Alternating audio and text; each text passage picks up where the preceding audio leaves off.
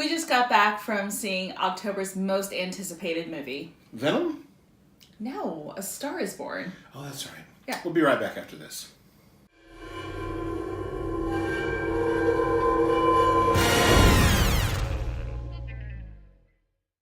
Welcome back to Pop Pop Fizzle. I'm Jeff. I'm Heidi. And we're here to give you our non-spoiler review for A Star is Born. Now, when we first watched the trailer for this film, way back. Way back when? Way back.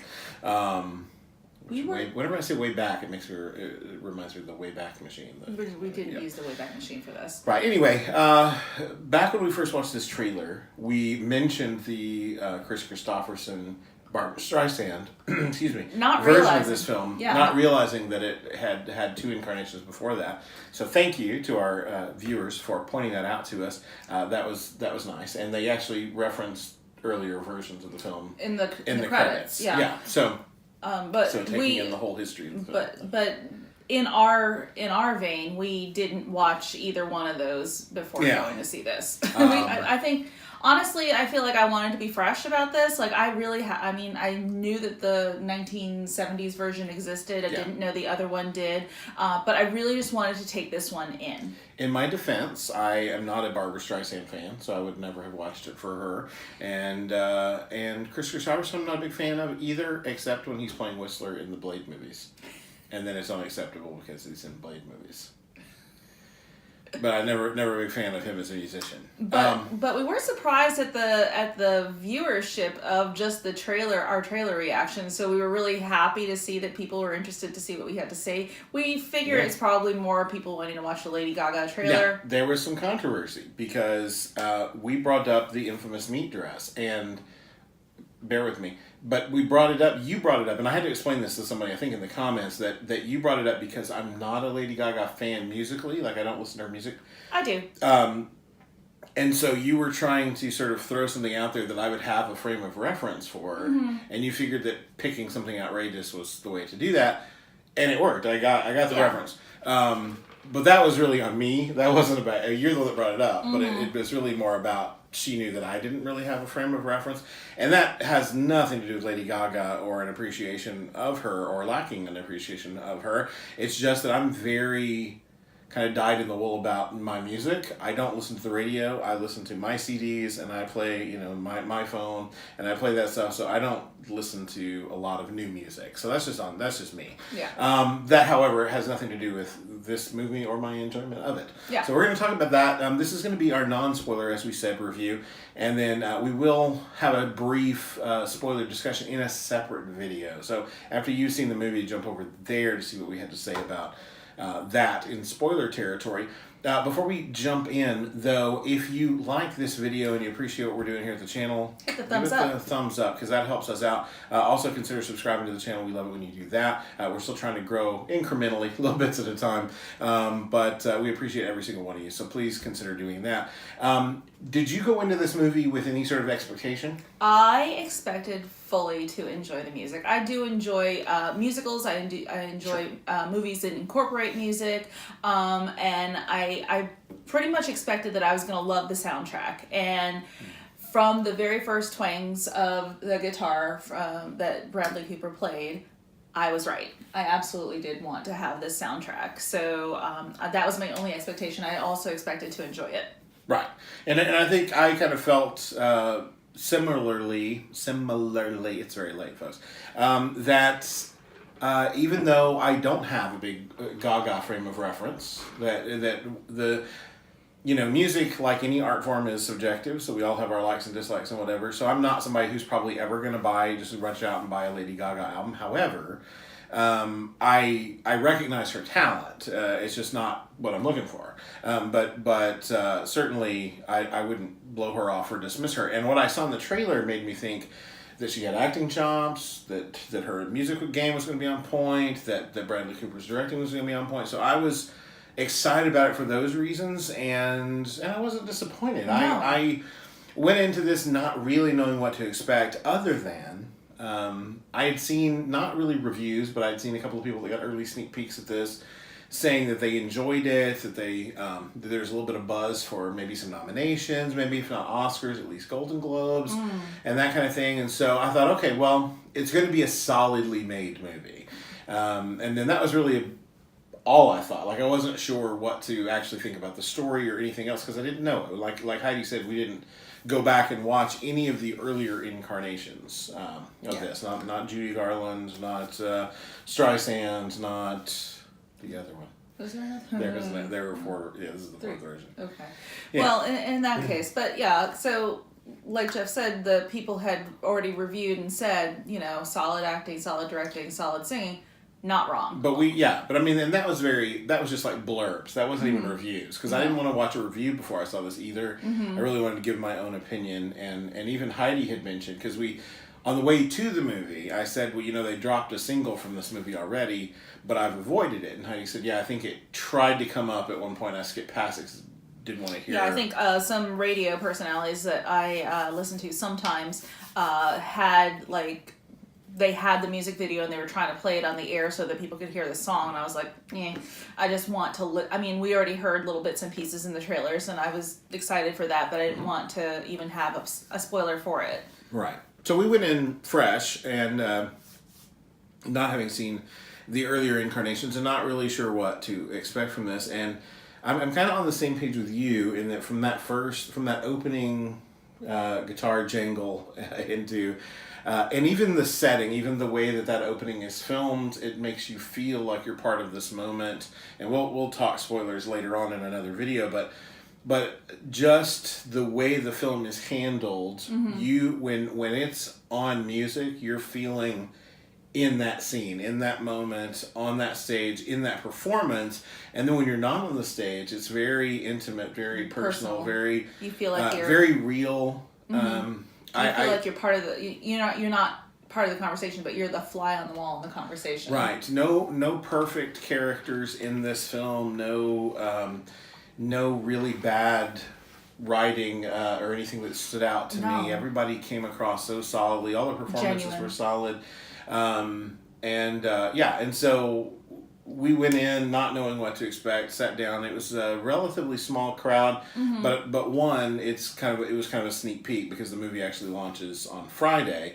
It's Thursday as we're filming this, but it also Venom was also debuting, and so that being one of the big tentpole sort of things that Sony's trying to launch. And it having sort of an iffy reputation. I think some people were wanting to get out and see that early and see what they think about it and that kind of thing. And so I think most of the crowd that was there tonight was there for that. I think that's going to change. I think this seems like one of those films that'll have such a good word of mouth that it'll have legs. And last. It reminds me of the Greatest Showman. Not because you can compare the two, but The Greatest Showman really didn't launch with a big debut. It was kind of the little movie that could, and then it had long legs and it lasted for a long time. It stayed in theaters for at least a good 8 or 9 months. Yeah, it was out for a long time. And I feel like this one will stay through at least to the end of the year. I think obviously if you're a fan of Lady Gaga, you probably saw this at a film festival long before this, and you'll probably flood the theaters this weekend. If you're curious about whether or not Bradley Cooper can direct, I think you'll be checking this out. But I think there are a lot of typical moviegoers that only go when there's a big blockbuster kind of thing that maybe this weekend may not catch it, but as they begin to hear reviews, as they begin to hear people who did go see it. For whatever reason, talk about it, that they're going to be pulled in. Yeah, I think it's one of those movies that will just really grow an audience. Because maybe a lot of people feel like they've seen it if they remember the earlier incarnations. And I don't think that's true. I say this not having seen the earlier incarnations, but I really feel like this is a very now story. Yeah. So that they've taken elements of what came before and firmly planted it in the here and now in characters that are relatable but long way away from being perfect. Everybody battling their own demons, everybody carrying their own burdens with them, that kind of thing. And so it feels very of the moment. Yeah. And I don't mean that in a bad way, like that it won't age well, but I mean it feels relevant. And so I think that it will. I think it'll find its audience. I think it'll have legs as it stays in the theater. So we will go into much more detail, of course, in our spoiler discussion. However, before we end this non-spoiler review, first of all, did you have anything else before we rate it that you wanted no, to? like I said, solid acting, solid directing, solid music. There was nothing about this that took me out of it. I felt like we were watching, and this is not a spoiler, but I felt like we were watching snapshots of their lives, and it was like so intimate and so personal, but so genuine. So I was really impressed with all of it. And when you consider that earlier this year we had A Quiet Place from John Krasinski, it's a good year for actors turned directors. Yeah, absolutely. To show their chops and to show that they can approach the material in a unique way. If I had no frame of reference for Bradley Cooper, if I didn't know him from Alias years ago, or from anything he's done since then, or from being a talking raccoon, if I didn't know any of those things and I just went to see this movie and didn't know that I was watching the director on the screen, I would be so impressed that this was somebody's first film. Yeah. It's so solidly handled. Really so well done. Kudos to Bradley Cooper for this film and for what he was able to do with it. Now, the way that we rate films on this channel, because our name is Pop Pop Fizzle, if a movie's a fizzle, it means don't even bother, don't waste your time or your hard-earned money going to see this thing.